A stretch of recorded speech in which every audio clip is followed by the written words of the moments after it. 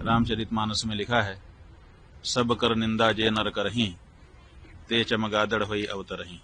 सबकी निंदा करने से चमगादड़ की योनि में जाना पड़ता है। ये बात तुलसीदास जी महाराज कह रहे हैं, और उन्हीं तुलसी जी के नाम पे पीठ बना करके बैठे हुए रामभद्राचार्य जी सबकी निंदा कर रहे हैं। प्रेमानंद जी को गलत कह रहे हैं। और प्रेमानंद जी क्यों गलत हैं? क्योंकि वो संस्कृत नहीं बोलते हैं। तुलसीदास जी जिनकी पीठ पर आप स्वयं बैठे हुए हो, उन्होंने भी तो अवधी भाषा में रामचरितमानस लिख दिए। उनसे पूछा जाना चाहिए कि उनकी टिप्पणी का क्या मतलब है। रामभद्राचार्य जी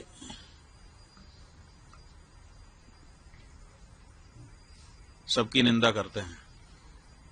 पूरी के शंकराचार्य के बारे में कहा है कि रामचरितमानस में तुलसीदास जी ने जिस तुलसी पीठ पर वो बैठे हैं, उसी तुलसीदास जी महाराज ने रामचरितमानस में लिखा है, सब कर निंदा जे नर करहीं, ते चमगादड़ होई अवतरहीं। तो सबकी निंदा करने से चमगादड़ की योनि में जाना पड़ता है। ये बात तुलसीदास जी महाराज कह रहे हैं, और उन्हीं तुलसी जी के नाम पे पीठ बना करके बैठे हुए रामभद्राचार्य जी सबकी निंदा कर रहे हैं। क्या उन्होंने ये एक चौपाई पढ़ी नहीं है, या फिर उस चौपाई के कुछ और अर्थ उन्होंने समझ लिए हैं? ये तो उनसे चर्चा करने पर ही पता चलेगा। रामभद्र जी ने कहा है कि उन्हें 1 लाख क्या कहते हैं शुभ लोग आते हैं, तो क्या कहेंगे आप? ऐसा है कि दावा किया है उन्होंने कि हमको कभी कहा है कि 1 लाख पन्ने याद हैं पृष्ठ, और कभी कहा है कि 1.5 लाख पन्ने याद हैं पृष्ठ। तो अब 1 लाख पृष्ठ याद हैं कि 1.5 लाख पृष्ठ याद हैं, इसकी कोई परीक्षा तो हुई नहीं। दावा उन्होंने जरूर किया है। उन्होंने 3 दावे, वैसे तो अनेक दावे किए हैं, लेकिन 3 प्रमुख दावे हैं। एक उनका दावा है कि मुझे 1.5 लाख पृष्ठ याद है, कंठस्थ है। दूसरा उनका दावा है कि हमको 23 भाषाएं आती हैं। और तीसरा उनका दावा है कि मैंने राम जन्मभूमि में जो गवाही दी उसके कारण फैसला हो गया। लेकिन इन तीनों दावों की पुष्टि अभी नहीं हुई है, क्योंकि 1.5 लाख पृष्ठ उनके कंठ में हैं। कभी परीक्षा तो हुई ही नहीं है, तो बिना परीक्षा के दावा दावा ही है। इसलिए हम चाहेंगे कि 1.5 लाख पृष्ठ कौन कौन से हैं उनको निकाल के एक जगह पे रखें, और फिर लोगों को आमंत्रित कर दें कि आइए, जिसको किसी भी प्रश्न से पूछना हो हमसे पूछिए, हमको सब कंठस्थ है। 150 पृष्ठों से 1.5 लाख पृष्ठ याद हैं, तो कम से कम 150 पृष्ठ एक बार पूछ लिए जाएं, कोई भी पृष्ठ, और उसके बाद अगर वो सब सुना देते हैं तो सब लोग जय जयकार करेंगे, हम लोग भी जय जयकार करेंगे, है ना। ये विश्व के लिए बड़ा अचंभा होगा कि हमारा एक संत 1.5 लाख पृष्ठ कंठस्थ करके बैठा है। तो हम चाहेंगे कि अब ये मौका आ गया है कि वो 1.5 लाख पृष्ठ कौन कौन से हैं छांट दें, और उनको एक मेज पर सजा दिया जाए, और फिर लोगों को बुला लें। 150 पृष्ठ केवल पूछे जाएंगे। अगर 150 पृष्ठ कंठस्थ उनको हो गए उनमें से, तो हम लोग मान लेंगे कि सब कंठस्थ हैं। वो कहते हैं कि 23 भाषा हमको आती है। अभी तक उनका कोई भी वीडियो YouTube पर खोजने से हिंदी के अलावा दूसरी भाषा में मिलता नहीं है। तो अगर 23 भाषा आती होती तो 23 भाषा में उनका कोई न कोई प्रवचन होता कहीं ना कहीं। तो 23 भाषा कौन कौन सी है उसकी सूची वो बता दें। तो 23 उन भाषाओं के जो विद्वान हैं उनको हम लोग भेजेंगे। 40-40 मिनट का एक संवाद उसी भाषा के विद्वान के साथ उनका हो जाए। जय जयकार कौन नहीं करेगा, सब करेंगे। और तीसरी बात यह है कि वो कहते हैं कि राम जन्मभूमि में हमारे कारण फैसला आ गया, हम ही हैं। तो वहां के वकीलों ने तो इसके विरुद्ध बताया है, वहां के जज ने तो इसके विरुद्ध बताया है, इसलिए इसमें भी शंका हो गई है।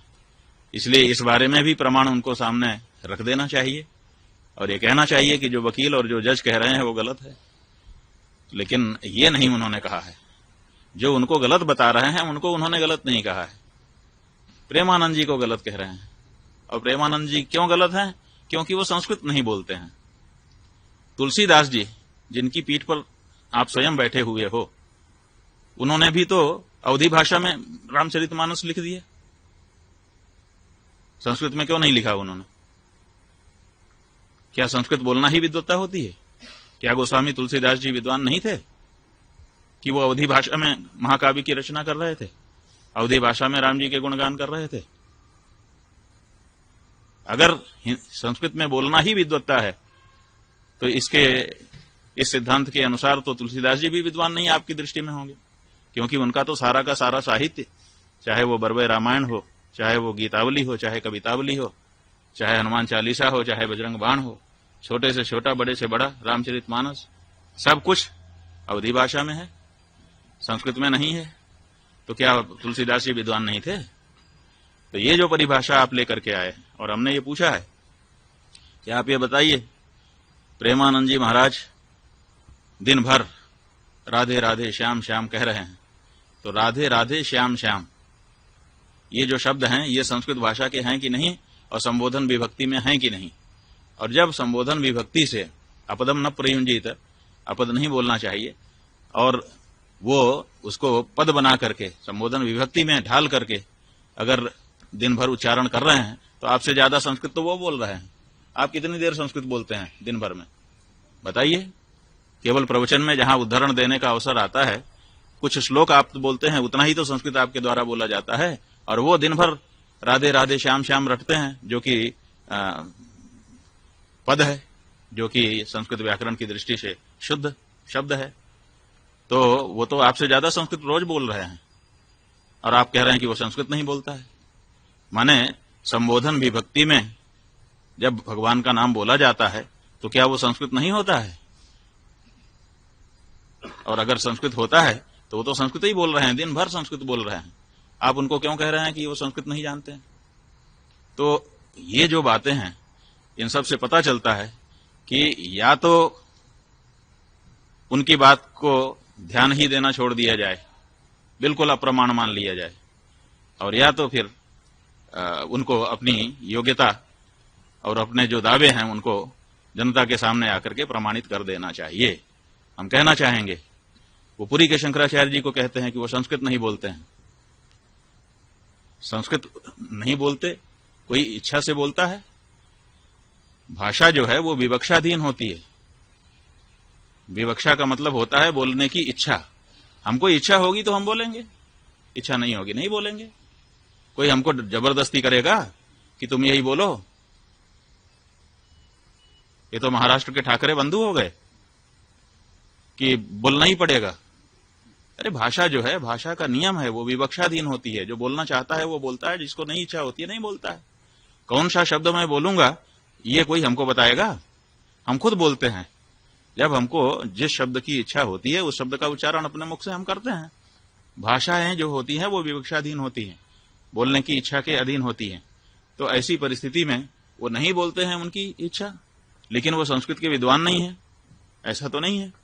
हम तो जहां तक हम देखिए, हमने पुरी के शंकराचार्य जी का भी प्रवचन सुना है, गंभीरता से सुना है, और इनका भी प्रवचन सुना है, और हम ये कह रहे हैं कि पुरी के शंकराचार्य जी इनसे बहुत बड़े विद्वान हैं।